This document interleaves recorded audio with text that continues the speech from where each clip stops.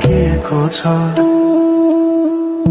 साँझको घाम जस्तै ओझेल पर्यो प्रेम, तर जलिरहेको छ भित्रै त्यो नेम। कसरी बिर्सु तिम्रो दृष्टिको मादकता, त्यो त मेरो अस्तित्वकै भाग्यता। वर्षौं बिते तर घाउ उस्तै छ, मुस्कानको आवरण भित्र दुःख लुकेको छ। समयले सिकायो बाँच्न तिम्रो बिना,